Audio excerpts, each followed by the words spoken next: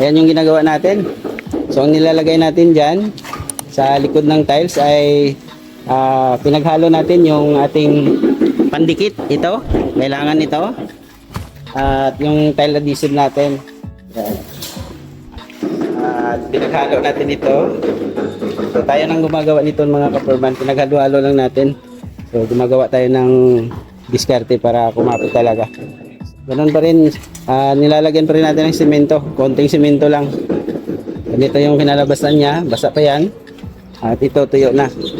Pag may simento mga kaporman, matigas siya. Hindi siya madaling matanggal. Yan.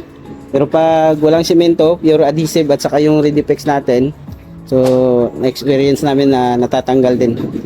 So yan, napakatibay niyan mga kaporman.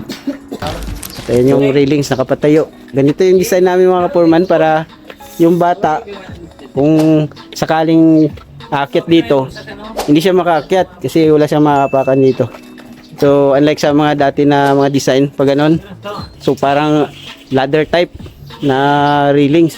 So naakyatan ng bata yon, delikado, baka mahulog dito. Ang taas pa naman. FD Construction Services.